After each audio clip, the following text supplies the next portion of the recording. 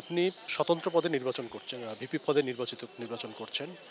শিক্ষার্থীরা আপনাকে আসলে কেন ভোট দিবে? ধন্যবাদ। দেখেন, আ অবশ্যই আমি যখন ভিপি পদে আমার মনোনয়ন তুলেছি, আমি শিক্ষার্থীদের একটা আস্থা নিয়েই তুলেছি।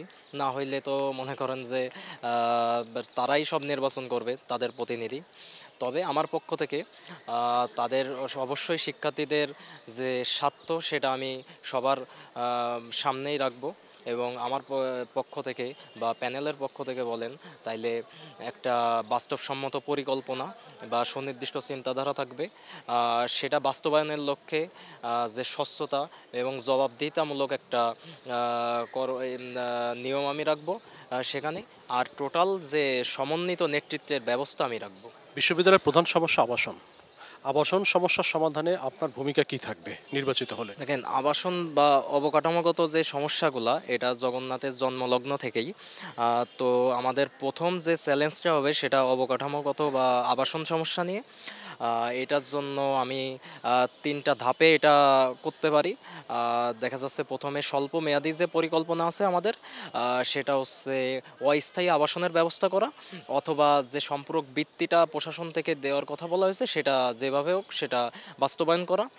এরপর আমাদের যে মধ্যমেয়াদী যে পরিকল্পনা, সেটা ২-১ বছরের ভিতর আমাদের যে হলগুলা কাজ চলছে বা যেগুলা সেনাবাহিনীর আন্ডারে আছে, আমরা সেগুলা চেষ্টা করব যত দ্রুত সম্ভব কাজটা কমপ্লিট করার। এরপর আমাদের দীর্ঘমেয়াদী পরিকল্পনা হচ্ছে আমরা নতুন ক্যাম্পাসে আমাদের বাকি শিক্ষার্থীদের আবাসন ব্যবস্থা করব। আবাসন সংকটের বাইরে আরও বিশ্ববিদ্যালয়ে অনেক ধরনের সমস্যা রয়েছে। আপনি আপনার দৃষ্টিতে এই সমস্যাগুলো কি কি এবং সমস্যা সমাধানে আপনার উদ্যোগটা কি থাকবে? হ্যাঁ, ধন্যবাদ। দেখেন, আবাসন সমস্যার বাইরে যদি বলি তাইলে আমাদের ক্লাসরুমের সংকট আছে। প্লাস আমাদের শিক্ষার যে রুলসগুলা বা যে নিয়মনীতিগুলা, প্রসেসগুলা, এগুলাও সমস্যা আছে। আমাদের ক্লাসরুমে বিভিন্ন সরঞ্জামের অভাব, প্লাস আমাদের ল্যাব রুমে যেগুলা লাগে, যে সরঞ্জামগুলা ল্যাব রুমের জন্য দরকারি, সেগুলাও ঠিকঠাকভাবে আমরা হস্তান্তর করতে পারি না।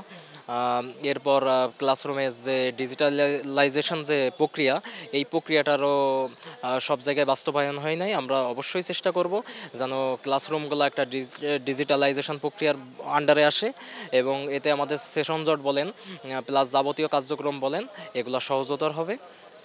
এরপর আমাদের মেন সমস্যা আপনার ক্যান্টিন বা ফুড কোর্ট।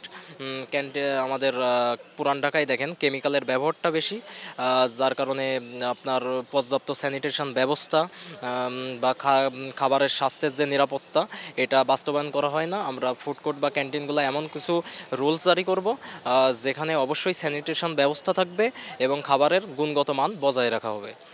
এরপর ক্যাম্পাসের নিরাপত্তার কথা যদি আমি বলি, ক্যাম্পাসে যেন একটা সুনির্দিষ্ট নিরাপত্তার পরিবেশ থাকে এবং গণতান্ত্রিক অধিকার বজায় থাকে। সবাই যেন যে কোনো রাজনৈতিক মতাদর্শের বাইরে এসে ঠিকঠাকভাবে তাদের ভয়েস রেইজ করতে পারে, এটা আমরা দেখব।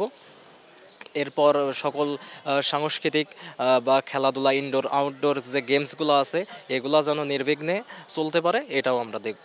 শিক্ষার্থীদের উদ্দেশ্যে আপনার যদি কোনো বক্তব্য থাকে? শিক্ষার্থীদের উদ্দেশ্যে আমার একটাই বক্তব্য, আমি ভিপি পদে বা সহসভাপতি পদে মনোনয়ন তুলেছি।